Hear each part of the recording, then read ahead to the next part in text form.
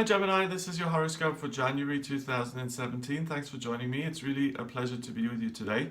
Now, you've got a lot going on in your 8th house and in your 10th house. So there's a big focus on work, getting things done, and really being of service to your business, to your company, to whoever you're helping, to whoever pays your bills, and you're really invested in making a contribution. On the 28th of December 2016, through until the 14th of January 2017, the Sun begins to conjunct Pluto, and that happens in Capricorn in your 8th house. Now, the Sun is really the center of everything. It's the be-all and end-all. It's your identity, it's what drives you, and it's what energizes you and gives you life. Pluto is the planet that rules Scorpio, and it's about rebirth. It's about the phoenix rising from the ashes. And when it comes together with the Sun, there's a change in personality. You become bigger.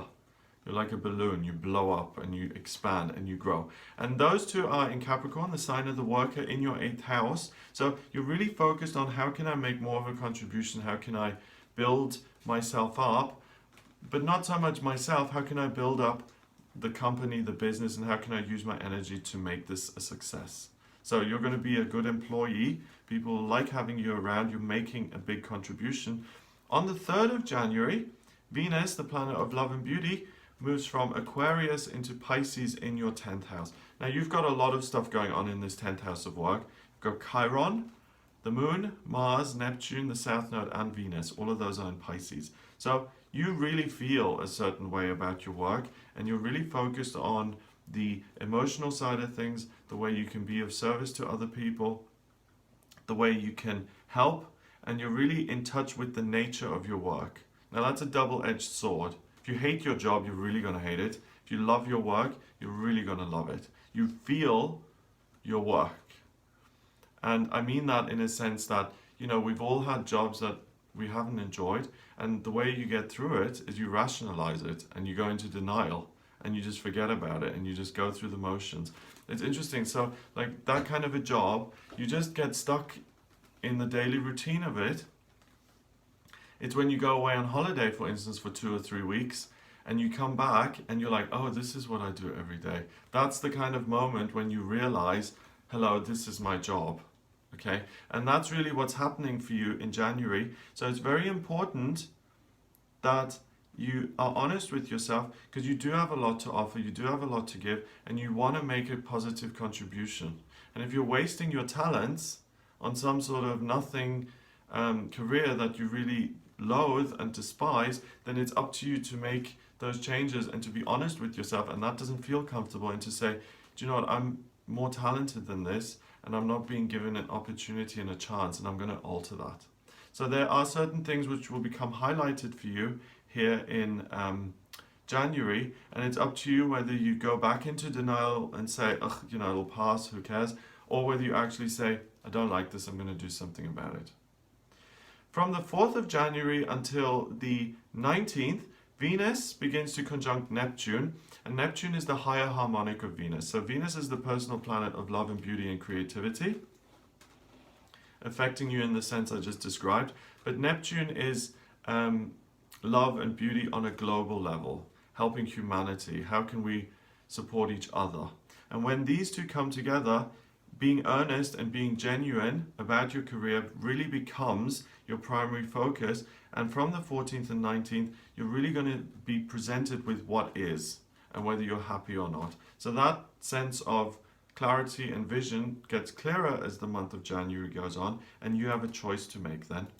On the 5th, Mercury is in retrograde. It's been in retrograde since the end of last year, and it's still in retrograde until the 8th, but it now moves back into the sign of Sagittarius. And it does that for 3 days, goes into your 7th house. So these 3 days, from the 5th of January until the 8th, there may be some sort of commitment or news when it comes to your love life, your relationship life, that really is like a foundation that falls into place. So either a proposal, or you move in together, or you decide to go on a second date or to become exclusive or more committed. Something in your relationship life becomes more solid during those 3 days. So really watch out for that.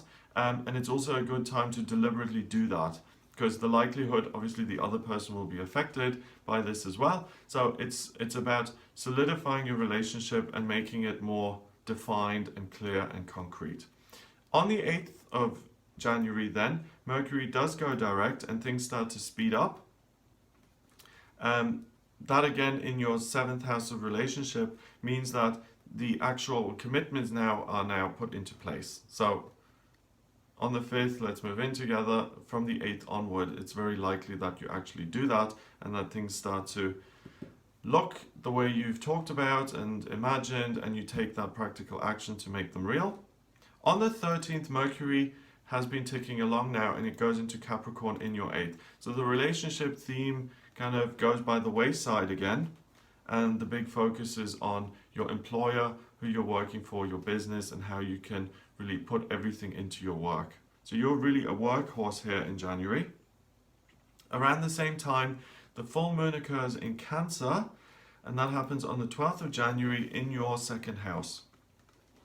So again, that gives you even more insight into your career and whether it's suitable or not. Now with the focus being on, am I being paid what I deserve? Am I being paid too much? Am I being paid too little? Could I do this differently? Do I need to make changes? So everything becomes super crystal clear when it comes to your working life. And if you are in your dream job, then perfect. You're going to have a super easy month.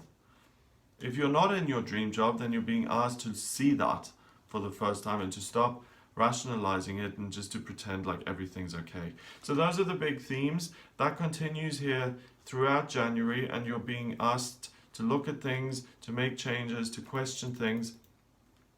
At the end of January, things change again.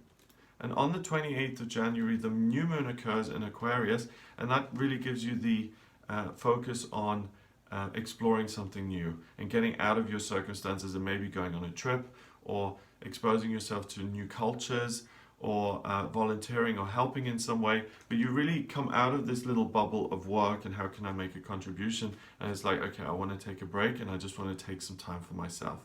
Also on this day, Mars goes into Aries in your 11th, and you really start to think, okay, well, how can I do things now for myself? How can I speed things up? How can I go for it? How can I do something just for fun? And how can I just be maybe a little bit impulsive or reckless and just do something that's outside of my comfort zone? So you're very serious here in January, and then at the end you get a well-deserved break. So make sure that you do reach some decision, whether you stay or whether you go. But that kind of research period does come to an end at the end of January. So I hope you have a wonderful month.